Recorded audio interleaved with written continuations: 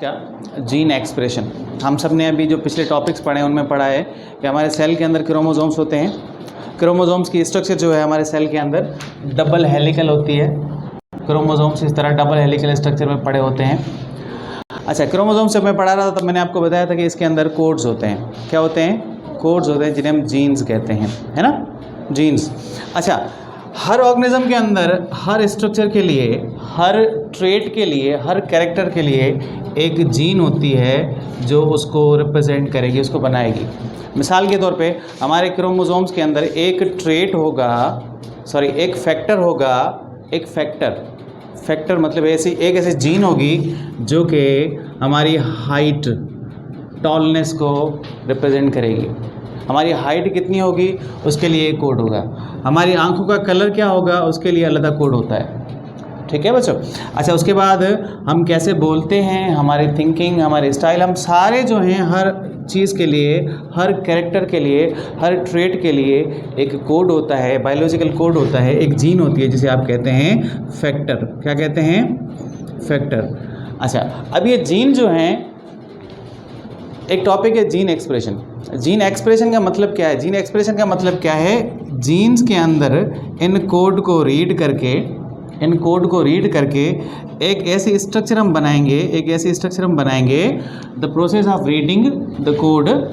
फिर उसके अंदर एक स्ट्रक्चर हम बनाएंगे, फंक्शनल कोड बनाएंगे डीएनए का। फंक्शनल जब कोड बनेगा उससे हम प्रोटीन बनाएंगे या फिर हमारी बॉडी के अंदर एंजाइम्स बनेंगे।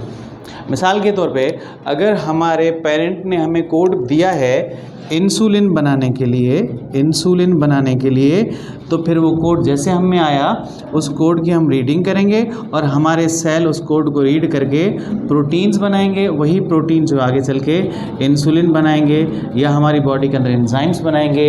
यही कोड्स हमारी बॉडी के लिए प्रोटीन्स बनाएंगे ताकि प्रोटीन चल के हमारी बॉडी की बिल्डिंग ब्लॉक बने या हमारी बॉडी की स्ट्रक्चर बनाए। हमें जो भी स्ट्रक्चर्स बनी हुई हैं, हमारी आंखें, हमारे ऑर्गन्स, हमारे टिश्यूज़, हमारे सेल, सारे इन कोड्स को रीड करने के बाद प्रोटीन बनाए जाते हैं। वो प्रोटीन हमारी बॉडी की स्ट्रक्चर बनाते हैं। इसीलिए कहते हैं कि हम अपने पेरेंट के जैसे दिखते हैं, क्योंकि हमें जो प्रोटीन बने हैं, हमें जो फंक्शनल यूनिट बने हैं, वो कहाँ से आए? हमारे पेरेंट्स ने हमें भेजे। किस शक्ल में भेजे? कोड की शक्ल में भेजे। वो कोड हमने रीड किए, फिर हमारी बॉडी के अंदर प्रोटीन्स बनते हैं। Clear? What is gene expression? The process of making a functional unit from the DNA code। उस functional unit से हम प्रोटीन्स बनाएंगे, एंजाइम बनाएंगे, उसे हम कहते हैं जीन एक्सप्रेशन। जीन एक्सप्रेशन के 2 स्टेप्स हैं। Gene expression consist on 2 steps. पहला स्टेप है ट्रांसक्रिप्शन का, दूसरा स्टेप है ट्रांसलेशन का।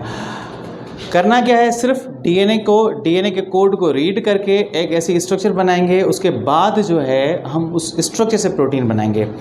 पहला स्टेप ट्रांसक्रिप्शन का है। ट्रांसक्रिप्शन में हम क्या करते हैं? ट्रांसक्रिप्शन में क्या होता है? हमारे सेल के अंदर मौजूद ये डबल हेलिकल स्ट्रक्चर डीएनए पड़ा हुआ है, ठीक है।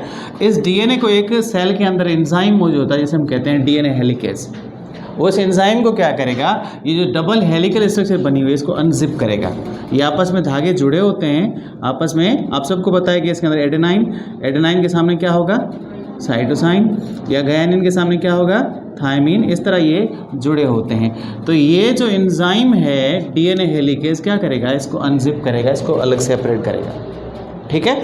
सेपरेट करने के बाद एक और एंजाइम हमारे न्यूक्लियस के अंदर मौजूद होता है जिसे हम कहते हैं आरएनए पॉलीमरेज। वो जाकर एक थ्रेड के साथ अटैच हो जाएगा।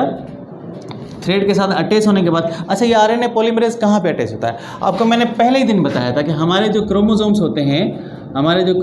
होते हैं उसके अंदर सभी स्ट्रक्चर्स हर जगह पे कोड नहीं होते। सिर्फ वो एरिया जिसे हम यूक्रोमेटिन कहते हैं उसमें कोड होते हैं। बाकी जो है वो कोड जो होते हैं खुलते ही नहीं है। क्या होता है? वो कोड खुलते ही नहीं है। तो सिर्फ यूक्रोमेटिन जहाँ पे कोड मौजूद है, आरएनए पॉलीमरेज जाके वहाँ पे अटैच होगा। अटैच होने के बाद ये एक स्ट्रक्चर बनाएगा जिसे हम कहते हैं, एक कॉपी बनाएगा, उसकी कॉपी बनाएगा एग्जैक्ट। जो धागा सेपरेट हुआ है उसके अंदर सपोज यहाँ पे एडेनाइन है, यहाँ पे गायनिन है, यहाँ पे साइटोसाइन है, तो इसकी एग्जैक्ट एक कॉपी बनाएगा। कौन बनाएगा? आरएनए पॉलीमरेज बनाएगा। कॉपी बन गई। अब ये फंक्शनल जो कॉपी बन गई है इसे हम कहते हैं mRNA। क्या कहते हैं? mRNA या मैसेंजर RNA। अब ये कॉपी जो है इस न्यूक्लियस से बाहर आएगी, कॉपी जो है वो न्यूक्लियस से बाहर आएगी। इस प्रोसेस को हम, ये कंप्लीट हो गया प्रोसेस, इस प्रोसेस को हम ट्रांसक्रिप्शन कहते हैं। यानी डीएनए के अंदर मौजूद क्रोमोसोम्स डबल हेलिकल स्ट्रक्चर को रीड करना और उसकी एक कॉपी बनाना, उसे हम कहते हैं ट्रांसक्रिप्शन। क्या कहते हैं? ट्रांसक्रिप्शन। ट्रांसक्रिप्शन ट्रांसक्रिप्शन के बाद दूसरा स्टेप स्टार्ट होता है जिसे हम कहते हैं ट्रांसलेशन। क्या कहते हैं? ट्रांसलेशन। ट्रांसलेशन में जो कॉपी बाहर आई है, जो कॉपी बाहर साइटोप्लाज्म में आई है, साइटोप्लाज्म में दो तरह के आरएनए पड़े होते हैं। जो कॉपी बाहर आई है, कहाँ पे आई है? साइटोप्लाज्म के अंदर। अब साइटोप्लाज्म के अंदर दो तरह के आरएनए पड़े हुए हैं। एक आरआरएनए जिसे हम राइबोसोमल आरएनए कहते हैं, दूसरे आरएनए पड़े होते हैं जिसे हम कहते हैं टीआरएनए यानी ट्रांसफर आरएनए। ठीक है। अब ये कॉपी आकर अटैच होगी साइटोप्लाज्म में मौजूद आरआरएनए के साथ। कॉपी बाहर आई, अटैच हो गई आरआरएनए के साथ। ये देखें कॉपी अब अटैच हो गई है। अटैच होने के बाद साइटोप्लाज्म में जितने भी अमाइनो एसिड पड़े हुए हैं, क्या पड़े हुए हैं? Amino acid. वो अमाइनो एसिड को पकड़ पकड़ के ये टीआरएनए इन कोड से मैच करवाता जाएगा और जैसा कोड आया है वैसे आरएनए असेंबल होते जाएंगे। यानी अगर यहाँ पे एडेनाइन आया है, फिर गायनिन आया है, फिर साइटोसाइन आया है, तो ये अमाइनो एसिड को पकड़ पकड़ के ऐसे कोड बनाता जाएगा और ऐसे कोड जो हैं वो अमाइनो एसिड से मिलकर बनते हैं। इस तरह हमारी बॉडी के अंदर वैसे ही प्रोटीन बनते हैं जैसा कोड आया है, वैसे ही प्रोटीन बनते हैं जैसा कोड आया है। इस तरह हमारी बॉडी के अंदर प्रोटीन्स बनते हैं। फिर वही यही प्रोटीन जो हैं हमारी बॉडी की स्ट्रक्चर बनाते हैं। हमारे स्किन का कलर, हमारे आइज़ का कलर, हमारी बॉडी की हाइट, या फिर जो है हमारे सोचने का अंदाज़, हमारे बोलने का अंदाज़, हमारे चलने का अंदाज़, हमारा अंदर जो भी ऑर्गन्स बने हुए हैं, हमारे अंदर जो भी सिस्टम्स बने हुए हैं, ये प्रोटीन्स बनाते हैं। क्लियर? क्लियर? क्लियर?